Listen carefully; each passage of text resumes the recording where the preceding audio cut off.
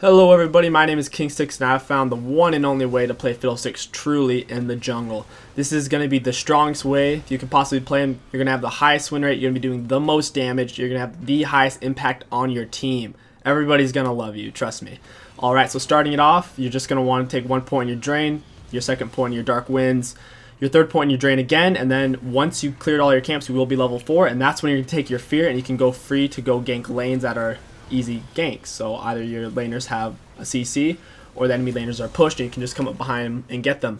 An important thing to note is you will be maxing your drain first, then your dark winds second, and your fear last. The reason for this is maxing your dark winds in front of your fear is because your clears will be much faster and your ganks will actually have more damage for the most part. There's a very small trade-off in terms of the utility of it because your fear really doesn't gain that much oomph from leveling it. Leveling it only gives it 0.25 seconds extra. It's a fucking joke. It's not even a good one. So, like I said, you're going to be maxing your drain first, dark wind second, fear last. Trust me, it works. You're going to love it. Just try it. Alright, so for your runes, you're going to want to be taking magic pen quintessences. You're going to want to be taking magic pen marks.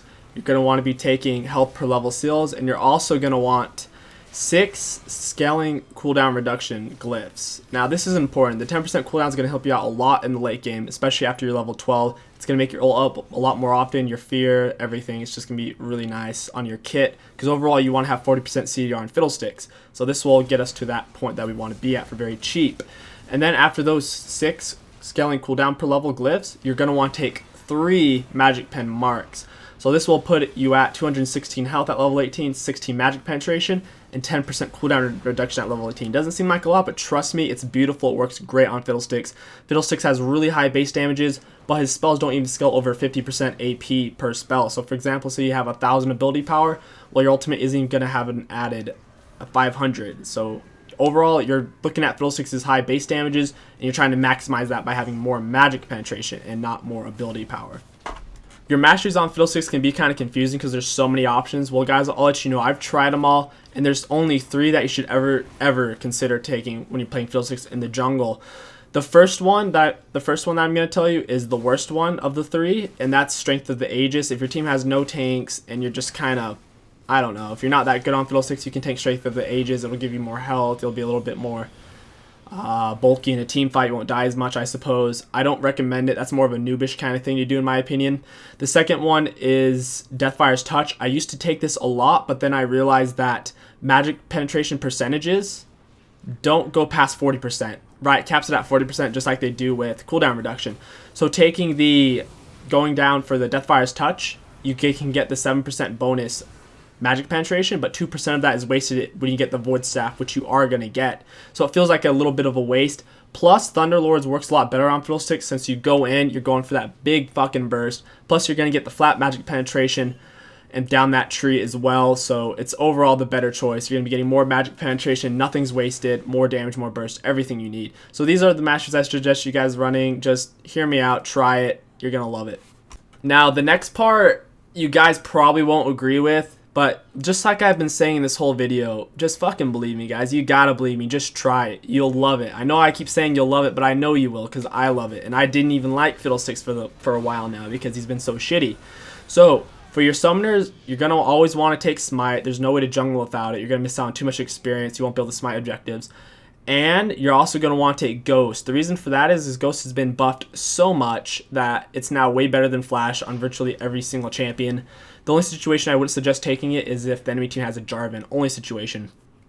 Also, Ghost has been buffed a lot, so it's a lot faster now, like I said, and it has a much lower cooldown. You can use Ghost twice for someone who's using Flash, so I can gank a lane twice with my Ghost, and they'll only have Flash up one at a time. It's absolutely ridiculous. So like I said, Ghost and Flash, taking Ghost and Smite is the way to go. Alright guys, now for the fun part. Let's move on to the items. These are the items that I suggest taking on Fiddlesticks. They're really self-explanatory. There's really nothing to say, so I'll just try to go over it really briefly. So you're going to be taking the Hunter's Talisman at level 1 because it gives you the mana regen. It's really obvious. You're going to be taking the Pink Ward because you don't really need health potions. You're also going to be buying 1 health potion just in case you get in a 1-on-1 or a 2-on-2 where you need that extra little bit of HP. You're going to want the health potion, trust me.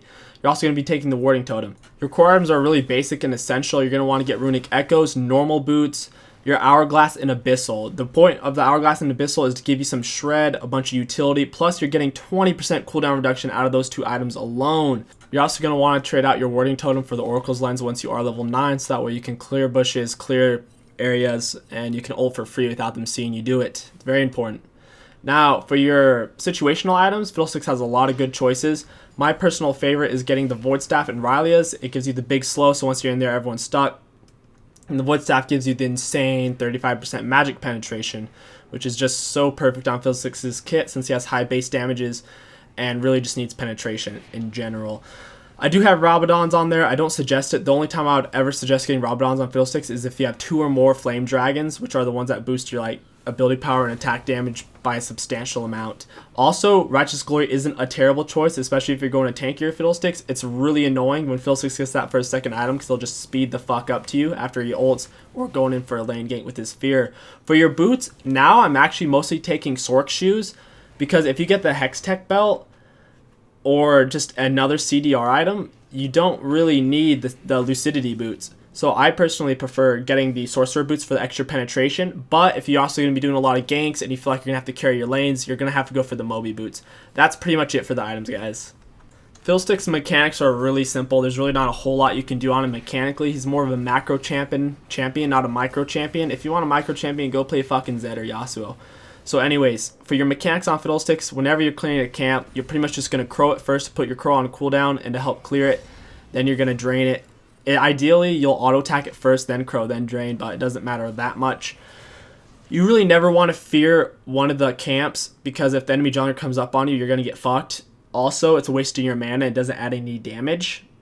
The only time you are going to be using your fear on a monster is with the Scuttle Crab, because it adds 30% more damage while it's CC'd, and the fear counts as a CC. So while it's feared, it'll be taking 30% more damage from you and allies, so you can fear it, smite it. Even your smite will do more damage, and you can take it much quicker. Only monster you're going to be using fear on ever on Fiddlesticks. So pretty much you're not going to gank until you're level 4 for reasons I mentioned earlier. And once you are level 4 though, feel free to go gank. If you want to use your ghost to get off a better gank, feel free to use your ghost. Very low cooldown, very low risk summoner. So you get your ganks, you do your stuff. If there's not an easy lane to gank, don't waste your fucking time. Keep jungling, go back, get some items. You want to get level 6 ASAP. Once you are level 6, every single fucking time your ult is up, you use it. You got to go use it on a lane, get a kill. Every second your ultimate is up and you're not using it, you're wasting it. It's an absolute waste. It's like having the best ability in the game and just choosing not to use it. You're putting yourself really far behind by not using it. Alright, so whenever you get a successful gank past typically level 5 or 6, you can usually go for the dragon, especially if you have high mana or blue buff. You want to look for the dragons because that's really what's going to put your team ahead in the long run. And late game, really just try to focus on vision control. Try to have pink wards. If you have all your item slots are full, you're going to have to pretty much just use your Oracle's Elixir and tell your support to buy pink wards and shit. But until then, buy pink wards, tell your teammates to buy pink wards, get your Oracle's Lens, clear that shit. Set up fucking good ultimates. And remember, the best ultimates are usually counter engages where the enemy team's going balls deep on your team. They're engaging hard. They're using all their spells to get to your team. And then you ult in from fucking behind where they can't see you. And you're already in on all of them. They have no way to get away. But you can also engage with Fiddlesticks if they have no vision and you just jump in on them. Once the AD carry gets Quicksilver Slash or the Scimitar, it's the same item really. They can instantly cleanse your fear. So I wouldn't suggest actually fearing the ADC. I would suggest hitting them with your crow, with your silence, because it usually freaks them out and they'll use it anyways. But I usually suggest actually fearing the enemy mid laner because they have no way to get out of it, and you can usually kill them before they can Hourglass. That's it for this Fiddlesticks guide. It's really straightforward, really simple. I really want you guys to get out there and play him. I don't want you to just listen to me and be like, oh, he doesn't know what the fuck he's talking about. Go play this fucking build. You guys can do it. It's OP. I hope you guys enjoyed this video. If you have any comments, questions, leave them down below. I appreciate it. If you didn't like this video, leave a dislike. It doesn't really bother me too much, but if you didn't like it, just tell me why down in the comments below. Alright guys, peace out.